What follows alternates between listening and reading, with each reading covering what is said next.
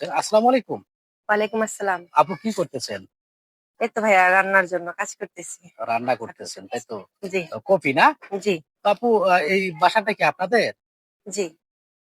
এরকম পরিবেশ আসলে মানে কি আপু আপনি এত সুন্দর দেখতে শুনতে অনেক সুন্দর, অনেক ভালো আপনি দেখতে। তো এরকম পরিবেশ আসলে আপু বিষয়টা বুঝলাম না।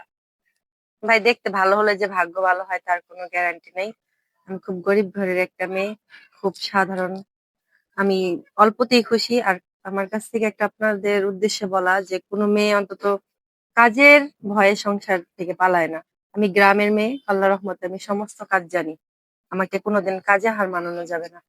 আশা করব আমি যার ঘরে যাব সে অন্তত সে বা তার পরিবার কাজ নিয়ে আমাকে কোনোদিন কমপ্লেন দিতে পারবে না। তো আপু আপনার এখান থেকে তো ফোন করছিল একটা প্রতিবেদন নেওয়ার জন্য, বুঝছেন?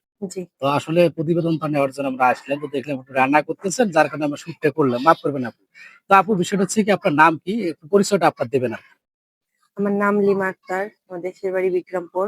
আমার বয়স 25। 25 বছর। তো আসলে আপু আমাদের এখানে তো অনেক প্রবাসী ভাই ফোন করে দেশ এবং দেশের বাইরে থেকে, তো যৌতুক ছাড়া বিয়ে করার জন্য। তো সেই ক্ষেত্রে আসলে সে দেখতে কিরকম হতে হবে, তার বয়স কিরকম হতে হবে, তার টাকা পয়সা কিরকম থাকতে হবে, জানাবেন। সেটা নিয়ে আমার কোনো আপত্তি নেই। তার বয়স যেমনই হোক। কারণ দেখতেই তো আছেন আমাদের পরিবেশটা। কারণ আমার বাবা নেই।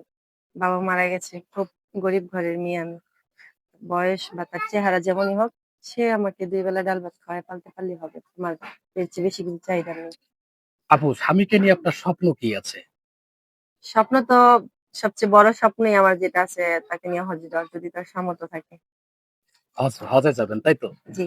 তো আপু ঠিক আছে আপু, ভালো থাকবেন, সুস্থ থাকবেন। আর পাশাপাশি প্রিয় দর্শক, ভিডিওটি দেশ এবং প্রবাস থেকে যেখান থেকে যারা দেখতেছেন, তো আপনাদেরকে আমরা যদি দেখানোর একটু চেষ্টা করি, আপু কিন্তু অনেক একবারে দরিদ্র পরিবারের একজন মেয়ে, কিন্তু বুঝছেন, অনেক সাধারণ পরিবারের মেয়ে।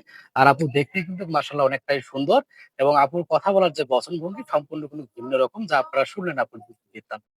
তো আপুর এই অসহায়ত্ব জীবনের গল্প শুনে আপনাদের যদি ভালো লাগে অথবা বিয়ে করতে চান, অবশ্যই আমাদের স্ক্রিনে একটা নাম্বার থাকবে, এই নাম্বারে যোগাযোগ করলে আমরা আপুর সঙ্গে কথা বলা দেওয়ার চেষ্টা করবো।